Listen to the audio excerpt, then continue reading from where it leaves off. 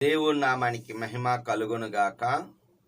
క్రీస్తు నందు ప్రేమైన దేవుని బిడ్డలారా, ఈ దినము జూన్ 15వ తేదీ లేఖన భాగము అపోస్తుల కార్యము 1వ అధ్యాయములో నుండి దేవుని యొక్క వాగ్దానము 8వ వచనము, పరిశుద్ధాత్మ మీ మీదకి వచ్చినప్పుడు మీరు శక్తి నొందుదురు కనుక యెరూషలేము, యోదయ, సమరయ, బూదిగంతాల వరకు సాక్షులై ఉందురు. హల్లెలూయా. దేవుని యొక్క ఆత్మశక్తి మన మీదకి వచ్చినప్పుడు ఇది సాధారణమైన శరీర సంబంధమైన శక్తి కాదు. ఇది ఆత్మశక్తి. పరిశుద్ధాత్మ దేవుడు మన మీదకి వచ్చినప్పుడు భయముతో ఉన్న వీరు మరి బూదిగంతాల వరకు సాక్ష్యం చెప్తారు. అవునండి, దేవుని యొక్క ఆత్మ కలిగి ఉంటేనే తప్ప దేవుని గుర్చిన గొప్ప కార్యాలు మనం చెప్పలేం.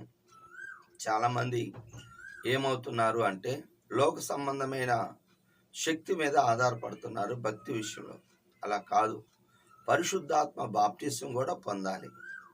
నీటి బాప్టిజం పొందుకున్న తర్వాత పరిశుద్ధాత్మ బాప్టిజం కూడా కలిగి ఉండాలి. దేవుని యొక్క ఆత్మ ద్వారానే గొప్ప కార్యాలు చేయగలం. జకర్యా గ్రంథం 14:3లో మరి శక్తి చేత బలం చేత కాదు కానీ దేవుని యొక్క ఆత్మ చేతే కలుగుతుంది. గొల్యాతును చంపగలిగాడు అంటే దావీదులో ఆత్మదేవుడు ఉన్నాడు. హల్లెలూయా. యోసేపు కరువులో ఉన్న ఆ యొక్క తండ్రి ఫరోకి మరి కలభావం, కరువు గురించి కల వచ్చినప్పుడు దాని భావాన్ని చెప్పిన తర్వాత ఫరో గారు అంటున్నాడు, ఏమంటున్నాడు అంటే, నీలాగా దేవుడు ఆత్మ కలిగిన వ్యక్తి ఎవరున్నారు? నువ్వు దేవతల ఆత్మ అంటే ఆయనకి అర్థం కాలేదు. దేవుని యొక్క ఆత్మ కలిగిన వాళ్ళే మరి యొక్క సమస్య నుంచి డీల్ చేయగలరు. అవును, పరిశుద్ధాత్మ శక్తి నిన్ను ఒక సాక్షిగాను దేవుని యొక్క గొప్ప కార్యాలు చేయటానికి దేవుడు సహాయము చేస్తాడు. కనుక హృదయాంతరంగంలో దేవుని యొక్క ఆత్మ చేత నింపబడితే మీరు ఎల్లప్పుడూ ఆత్మ చేత పూర్ణులై ఉండండి. అవును, అలాగే ఉన్నప్పుడు మనము దేవుడి కొరకు నిలబడగలం. ఒప్పుకోవలసిన పాపాన్ని చూసినట్లయితే 25వ వచనము, యోధ తప్పిపోయి పోగొట్టుకున్న పరిచర్య. అవును, దేవుడు ఒక్కొక్కరికి ఒక్కొక్క పరిచర్య ఇస్తాడు. ఆ పరిచర్యను మనము పోగొట్టుకోకూడదు. దాన్ని నుంచి ఆ మార్గంలో నుంచి తప్పిపోకూడదు. ఎప్పుడైతే ఇతడు తప్పిపోయాడో యేసు ప్రభువుని 30 ఎండి నాణాలకు అమ్మివేసిన తర్వాత తనకు తానే సంతాపం ఉంది.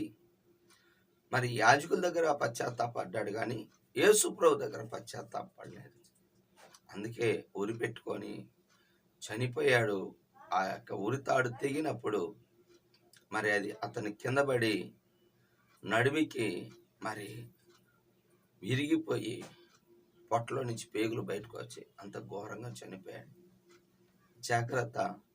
దేవుడు నీకు ఇచ్చిన పరిచర్యను, నీకు ఇచ్చిన చిన్న పరిచర్యను నువ్వు చేస్తే దేవుడు సహాయం చేస్తాడు, అద్భుతం చేస్తాడు. నీకు ఏది ఇచ్చినా కానీ అది చిన్నదైనా పెద్దదైనా అది నువ్వు చేసినప్పుడు దేవుడు సంతోషిస్తాడు. నా నామములో మరి గిన్నె నీళ్ళు ఇచ్చిన ప్రతిఫలము ఉంటుంది. నీళ్ళు ఇచ్చిన ప్రతిఫలమే. అవునండి, మనకందరూ తెలుసు 2వ రాజుల గ్రంథం 4వ అధ్యాయంలో షూనేమీరాలు మరి దైవజనుడికి ఎలీషా గారికి భోజనమును మరి ఒక చిన్న గది కట్టించి బల్ల, దీపవృక్షము, మంచము ఏర్పాటు చేసిన ఆమెకి మగబిడ్డనిచ్చాడు. అలాగే ఆ బిడ్డ చనిపోతే తిరిగి బతికాడు. ఆ తర్వాత కరువు వస్తుందమ్మా, నువ్వు నీకు అనుకూలమైన చోటుకి వెళ్ళమని తెలియజేశాడు. అవునండి, ఒక చిన్న పరిచర్య కూడా పెద్ద కార్యానికి దారితీస్తుంది.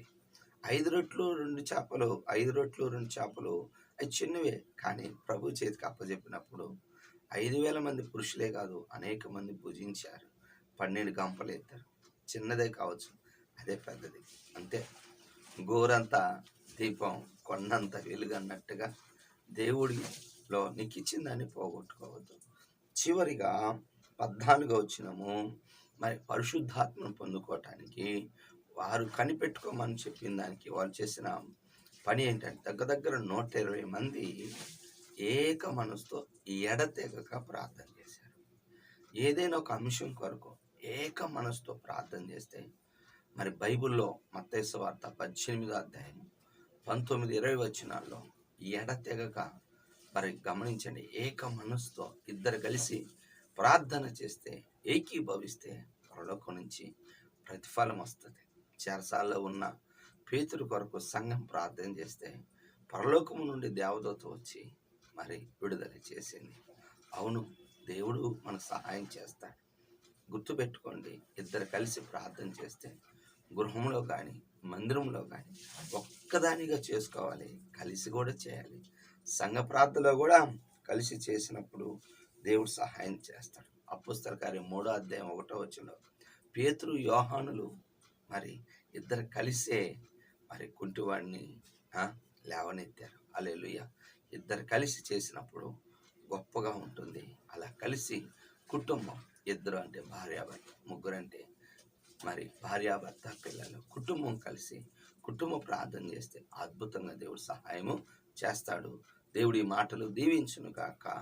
ఆమె ప్రార్థన చేసుకుందాం. కళ్ళు మూసుకోండి.